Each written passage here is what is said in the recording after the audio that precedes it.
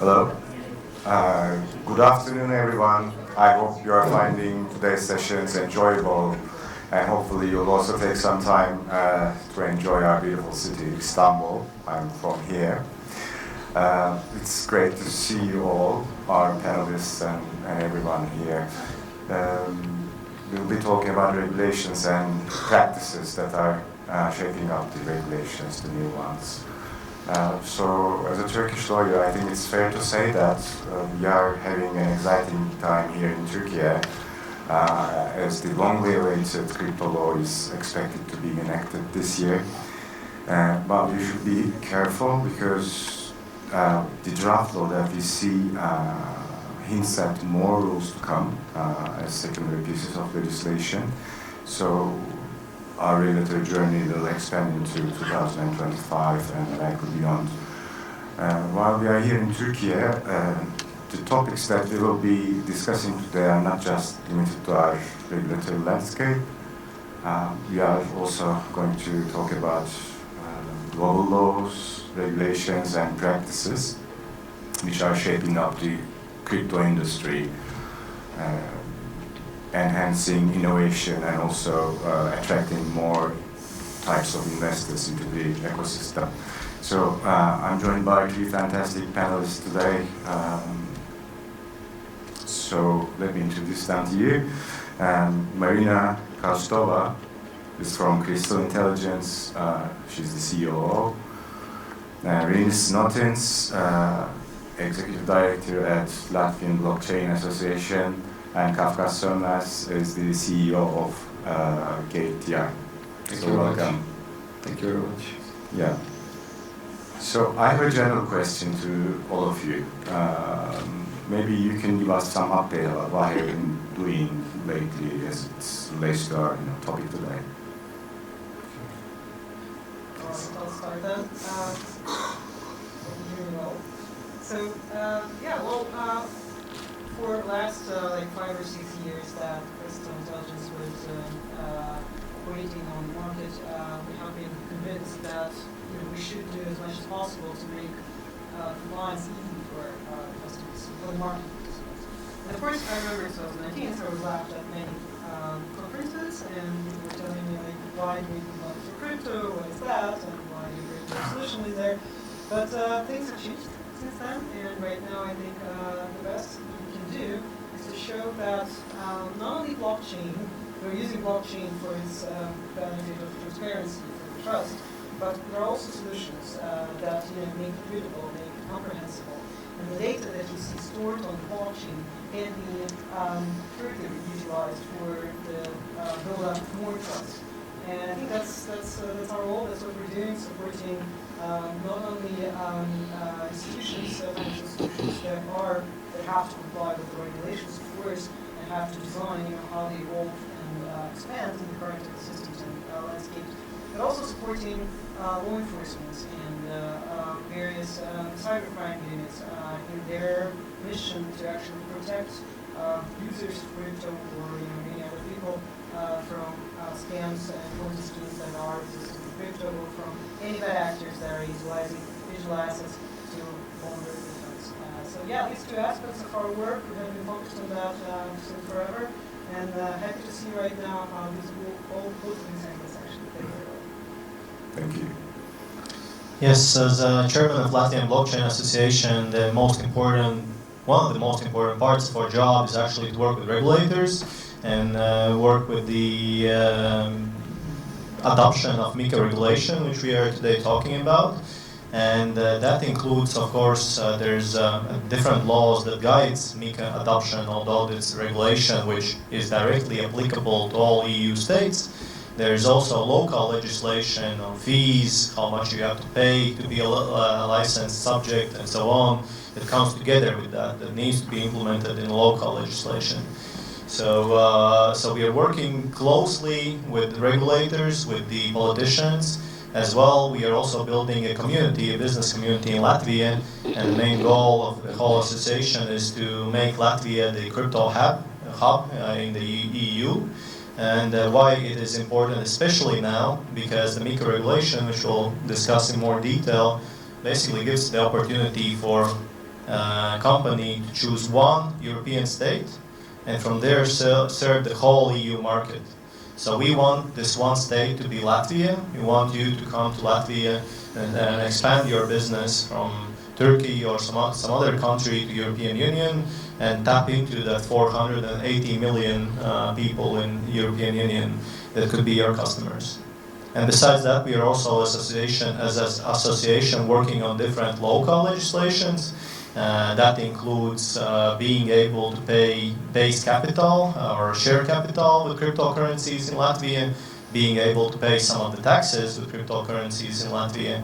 And also we have agreed with the Central Bank of Latvia that they will allow crypto companies and other fintechs to open the bank account within the Central Bank of Latvia directly and access the SEPA payment system and so on.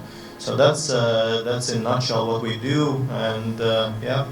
Thank you very much. First of all, I would like to say that just a little bit mention about the Gate Group, because the GateTR is just a brand under the Gate Group name.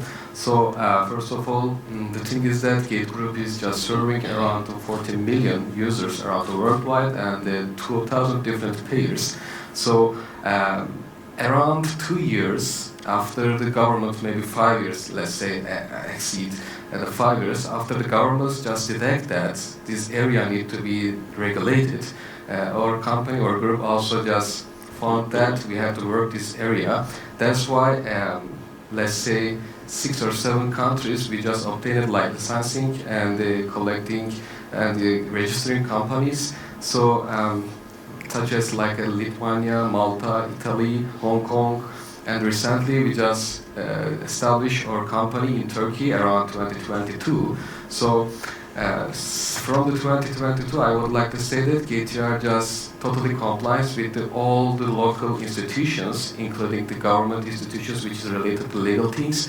And also, recently I also found that when I checked with my team members, almost a few hundreds cases we just helped to solve to the prosecutor offices.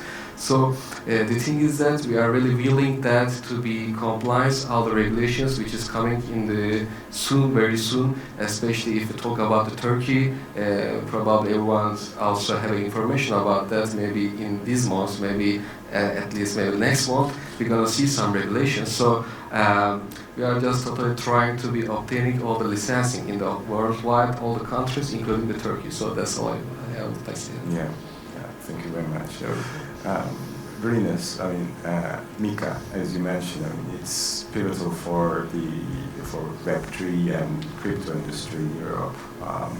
What do you think about it? I mean, how is it going to shape up the industry in general? Yeah. So why MiCA regulation is significant? Previously, there were no unified legislation in EU, and only a few countries in the world actually had a crypto regulation. Well, nowadays more and more countries, right? But April 2023, European Parliament adopted MiCA regulation, which basically states that there is a set of rules to which all crypto companies should apply to. And what is more important even is that gives a clarity and sort of defines which companies legally operates in EU and which doesn't. So with MiCA introduction, I believe this is a huge year because the first licenses will be available in early 2025. And now the companies which want to operate in EU either goes for a license in one of EU states, or they choose to go somewhere else and work like without being licensed and so on. But that will make their life much harder if they want to really compete for European customers, which is a big customer base with quite high crypto adoption. So looking from that perspective, it's very important where those companies will settle, and it's very important which jurisdictions will be more open towards crypto. Because some states probably in EU would not be like super forward going. I don't know, it's Germany or whatever, like I don't want to name anyone specific, but let's say some big countries which have very strongly established commercial bank system and so on, they don't want to take too many risks. They of course would not run they will not be the first runners. But some of the smaller EU states, like Latvia, in my case, we would try to push for this pretty aggressively to become the regional and European-wide crypto hub. So this passporting opportunity under the MiCA gives that chance. Previously, you had to get the license in different countries, and you have licenses in different countries, right? Now you will only need one to serve the whole. So I think it will be a big race, and it will also define the sort of fully legal and compliant companies from those who operate in the shadow. So that's the biggest thing that is changing with MiCA. Yeah, it really facilitates doing business. Yeah.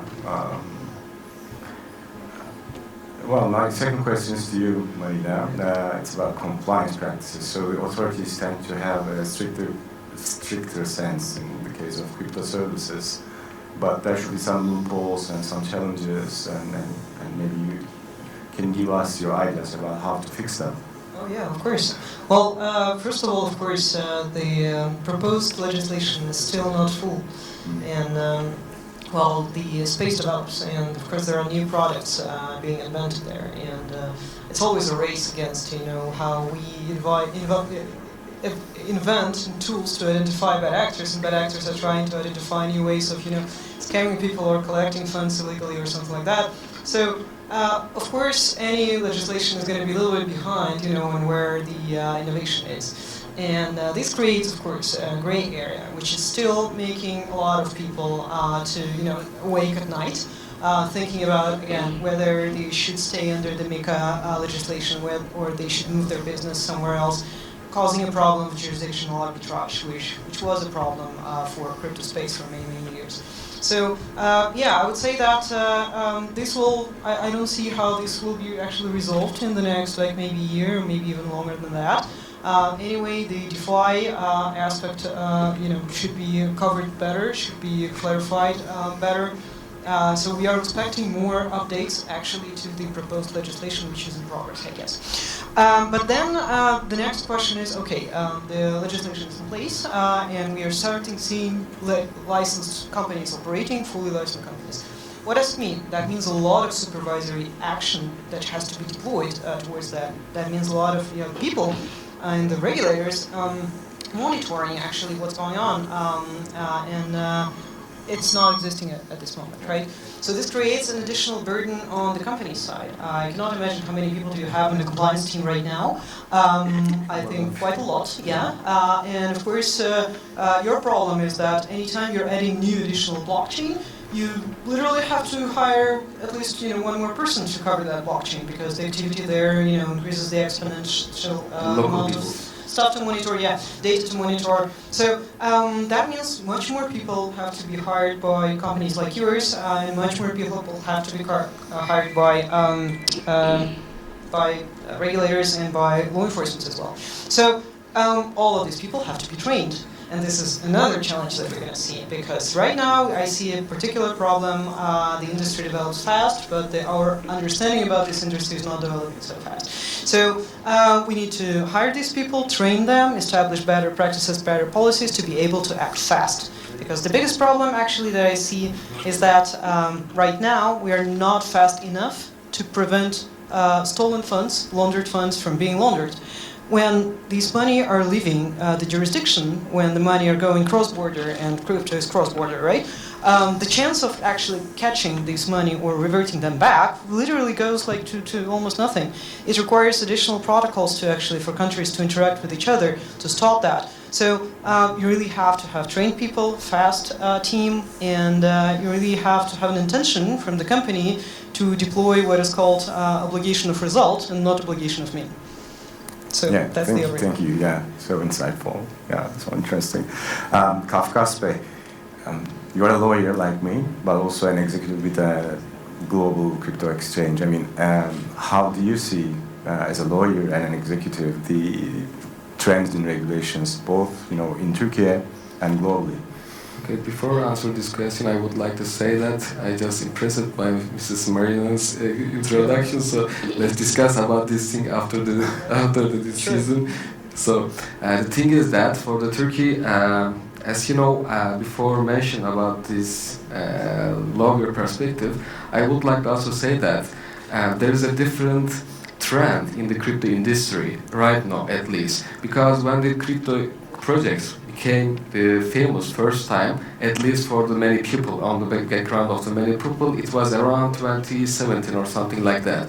So many people was believe that, okay, this project's gonna be, let's say, our future. For example, in the future, you know, you don't need to go to the, let's say, airport for the tickets. You can just use the blockchain background and you can provide or prove yourself you are owner of this ticket. Or the same thing for the notarization system. So right now we can see that the, let's say, technological part of the projects is behind of the investing part. So many people just trying to be or choosing the crypto projects because investing, not like most likely at least for the technological things. So that's why I believe that if there is many people is using some instruments for the investing, it needs to be definitely regulated.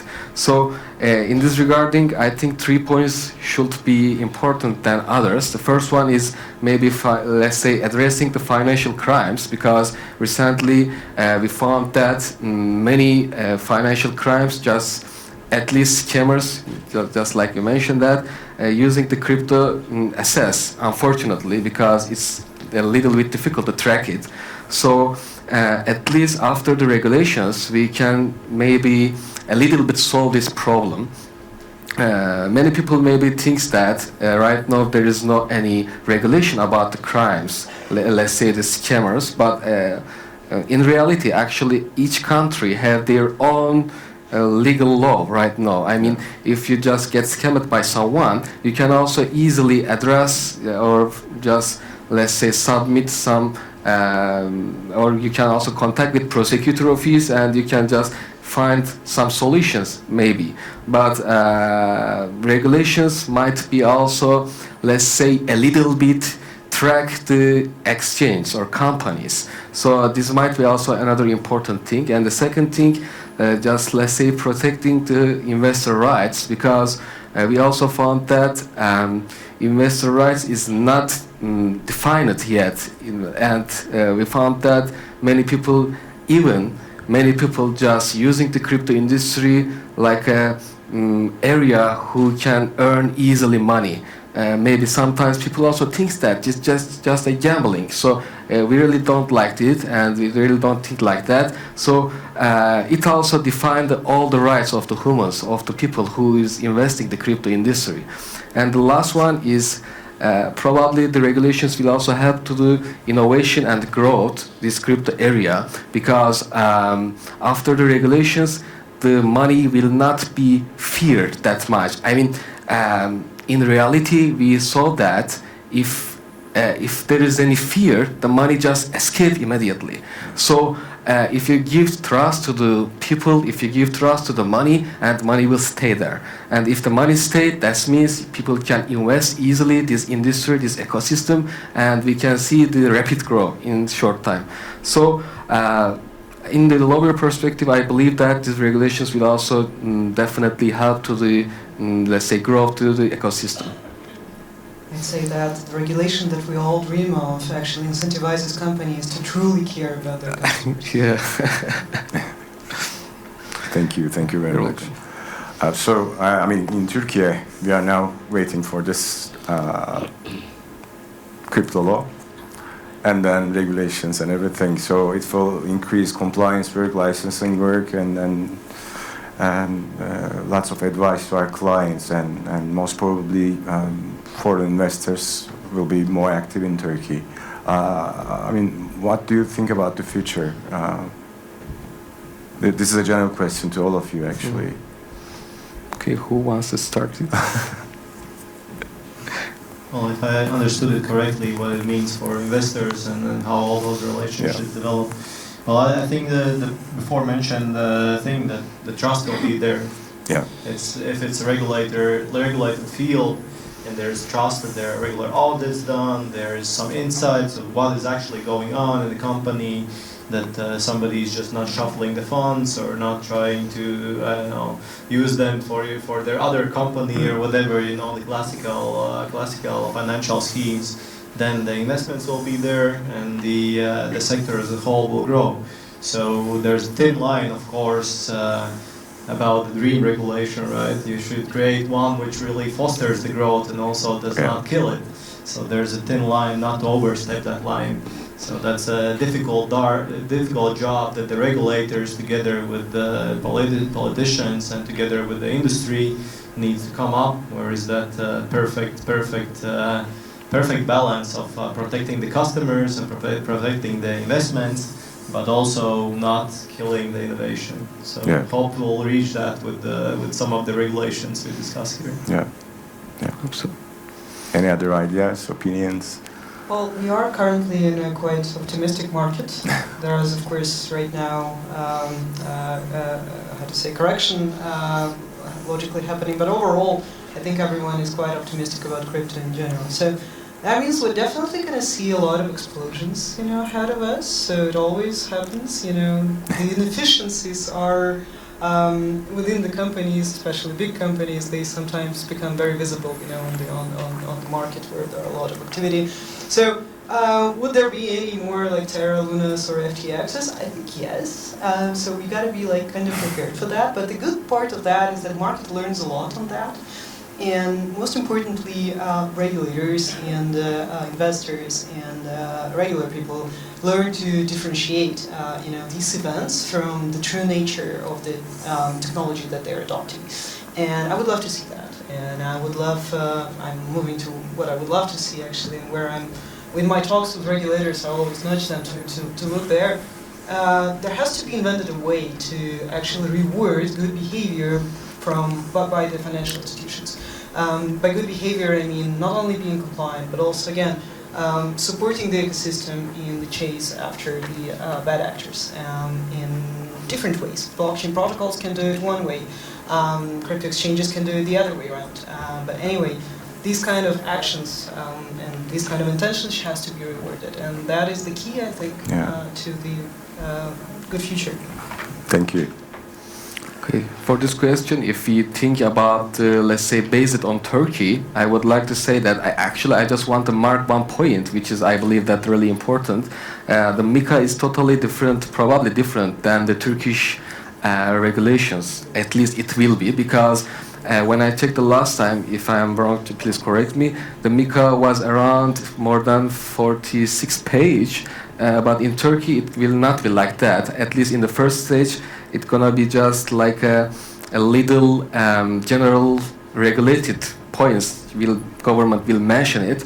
So I will not, let's say, publish. We will not will publish a new law like the MiCA. So it's just gonna be like additional points for the current existing laws. So that means it will might not be effective, at least in the first phase.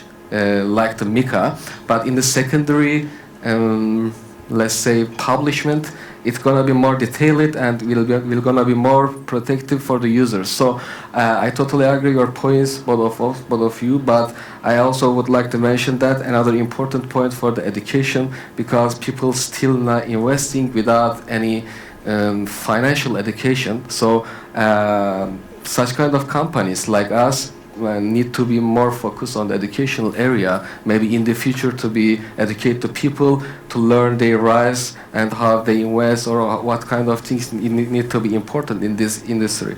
So my expectation also is good, but let's see what's gonna be changed in the future. Yeah, thank you very much. I don't have any further questions, but if you have anything to add, please feel free to do that. Yeah.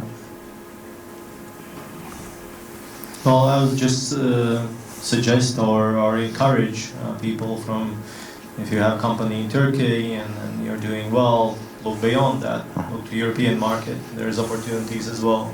So just to see those opportunities, not only, of course, Turkey is a big market itself, but it's close to 100 million people, but there's right next to you is the European market, and with digital technologies, that's all possible as well. So just dream bigger and expand if you already got some market share here. Yeah, it's also same for me. I mean, it's gonna be really great ecosystem as we can see it. So in these days, it's also a big news for the industry. As you know, it's going to be halving. So all the halving season is just exciting for the crypto investors. So after these regulations and after the governments just more including themselves into the ecosystem, probably we will not see the same situation that happened before. I mean the bad situation like some exchange which is like the bankrupt or other exchange. So it's gonna be also more safe area, and everyone probably after the traditional markets probably will discuss this area. So it's also exciting to me. So let's see the future. Yeah. Yeah, I very much support that. We're working globally, so I look at many countries and we work with authorities for many countries. I see that countries with a proactive approach to regulation, with a young and very highly digitalized population, that's where we see a lot of potential for crypto projects, not only to emerge but also stay for a very long time and incorporate into the existing ecosystems. So yeah, I mean, that's true. I can only support that, and the only what I wish for is more, again, education for elderly people, for young people about what scams are and how everyone can protect themselves and be more educated in this space, because again, more risk, that's what awaits everyone with the higher adoption of crypto on the personal level. Yeah, thank you very much. I mean, thank you everyone. This was such an insightful conversation. And thank you for joining. Enjoy the rest of the Fintech week. Have a good afternoon and evening. Okay, thank you very much. Thank you. Thank you.